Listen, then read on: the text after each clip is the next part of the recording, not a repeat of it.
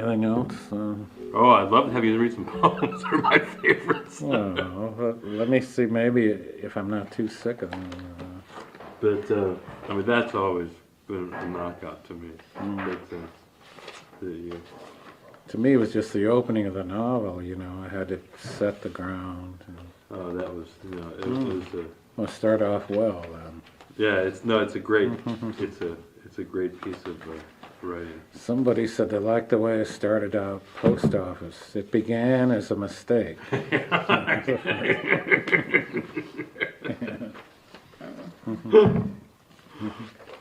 I don't know if I can persuade you to read The Rain. Oh, We ain't got no money, honey, but we got rain. It's not that long. It isn't Can long. I it's look just at it? It's like about 6 pages, but it's 6 pages. but it's one of the wonderful poems of all time. Okay. But then we should call it on this one, I think. You had that wonderful story where you wrote about Hoover's visit to Los Angeles. Oh, yeah. And then you realized that you were telling lies. Yeah.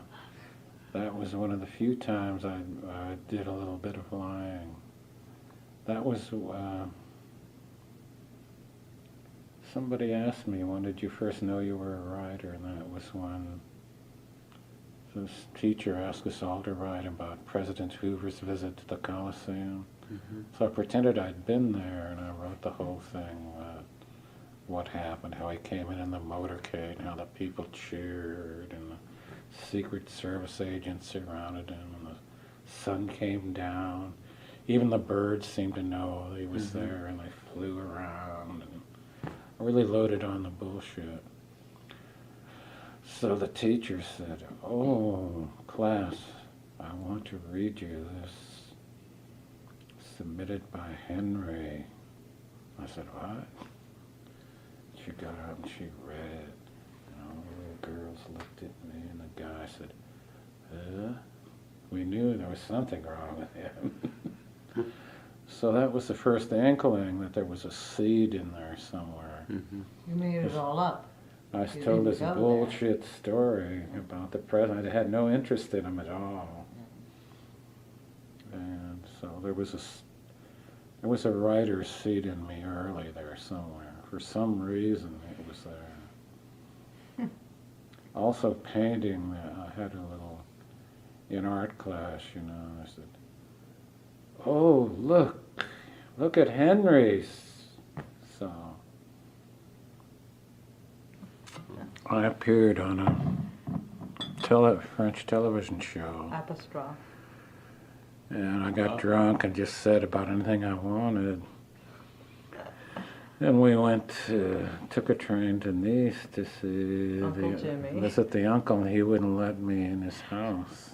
Because he'd been on television 2 nights before, and Bernard Pivot is this hero in France. I mean, everybody loved Bernard Pivot, the literary giant, the hero of all the intellectual bullshit and everything.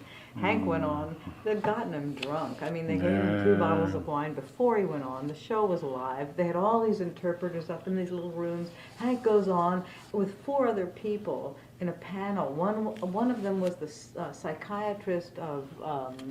who? Artaud. And then there was this woman who he kept feeling her legs and her ankles and yelling at these socialist. people. Yeah. And then he started putting, Bernard Pivot started saying, shut up to Hank, and putting his hand over Hank's mouth in a way. And so Hank just said, "Ah!" And he rose hell. I mean, and everybody, I looked up and everybody was going crazy in the translation booths, and it went on and on.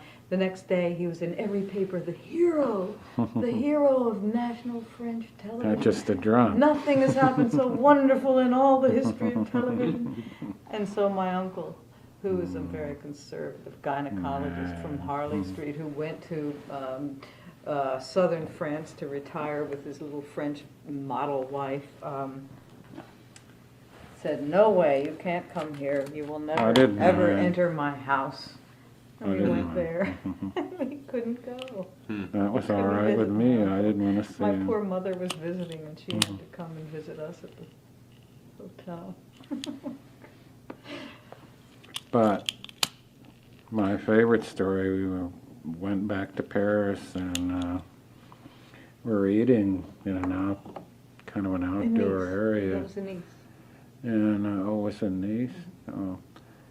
And a waiter came out from the next eating place down. He said, "Are you Charles Bukowski?" I said, "Yes."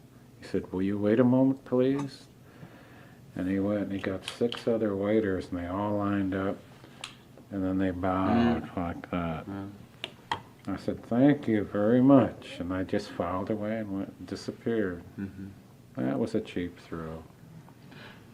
I mean, that was inventiveness. I like Oh, that. yeah, Yeah. they were so Class. proud. Yeah. But what's it like in Germany? Where were they? He was Oh. like a Beatle. He was like Bob Dylan Yeah. to somebody. We go to the cleaners. Brush you They'd on be the street. following him all over. Sign this, sign this. Bukowski, you're Bukowski. Well, should I have a beer to read this Oh, one? there should be one here. Oh, this one's full. I say. Just had an eye operation. Well, this is a long. Put my earphones and get ready over here. Remember, this one's your fault. Okay, I'm set. Oh, I like the rain. All right.